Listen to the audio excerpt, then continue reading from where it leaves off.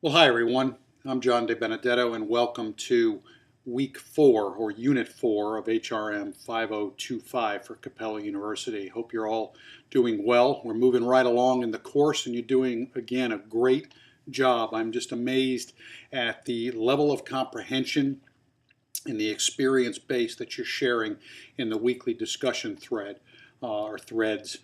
Very, very important, as I said in the first week, that we learn reciprocally from one another, and that these discussion items are posted to get you to think about your readings, think about your experiences, and then share.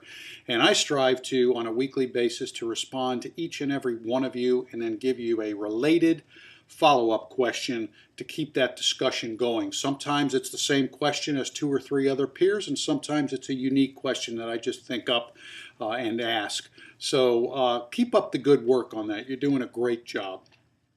For Unit 4, or Week 4, our topic is workforce planning and forecasting.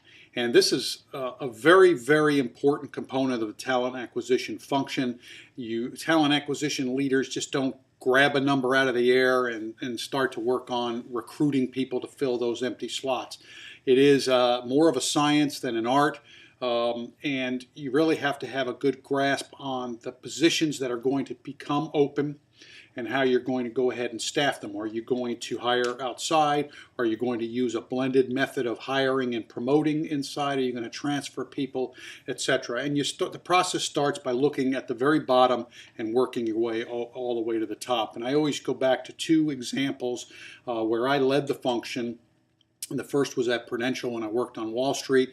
We used to recruit about 10,000 financial advisors in training in the program, in the retail brokerage program. And because the turnover rate was really, really high, it was a very, very difficult position. You'd be lucky if you could keep 20% of those people after the first 18 months in the role. So we were constantly hiring and training over an 18-month period, hoping that we could save 20%. It's just a very, very difficult business to build. It's sales, building a book of business. Walmart was another. My team interviewed and trained, golly, over 100,000 assistant manager candidates to work in the large supercenter stores. And again, retail, very high turnover rate. As you might imagine, it's over 100% annually, so we kept having to fill the funnel, as we're calling it. Anything in sales is filling that funnel with qualified leads, and hopefully a closed sale drips out of the bottom of the funnel. So those are 2 great examples that we used where we actually planned accordingly to the number that we needed based on historical facts and historical figures. So that's all going to play well into this week's discussion.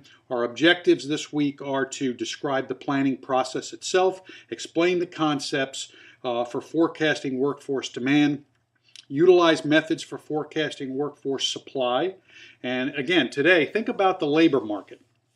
If you're a global company, are you doing business all around the world like Walmart did? Or Prudential, are you just a United States domestic player? The labor shortages are real. They are in pockets across the world, and they're in the jobs that we call STEM jobs, the basic skill level jobs. So you have to factor that in terms of how difficult it's going to be to hire those people, what you're going to have to pay. You might have to increase your compensation to lure more folks over and then basically get them to stay. Item 4, objective 4 is to discuss how to deal with workforce gaps. And then lastly, describe how to use metrics to analyze staffing and planning activities. So I think you'll have some fun with that. The discussion threads, there are 2 of them at Capella every week. The first one is just a standard one. The second one, you're going to have to do some research because you're going to look at the Bureau of Labor Statistics, city data, United States Census data, and you're going to basically follow the directions and answer the question accordingly using one or more of these websites. And that's very important that you have a grasp on that. There are a lot of sites that are available to you on a local basis, on a regional basis, on a national basis, on a global basis. You want to get familiar with these. So you're going to basically explain which site you used to locate demographic data and employment data on a location in a state in which you live. You'll state your source, you'll explain why you selected that site, and provide a sample of the demographic data from the site. So you'll be doing some copying and pasting in there. And then describe how friendly or unfriendly some of the sites are. And some of them are government sites, and they're not all that friendly, as I've found. Readings, Chapter 5 in your Strategic Staffing Martaccio book, Forecasting and Planning. And then there are five terrific articles. One is strategic downsizing. Another is changing demographics in the workplace, and they are. We have an aging workforce. Got a lot of people like me that are, they're upward in the baby boomer ranks and looking to retire. So how do you replace them?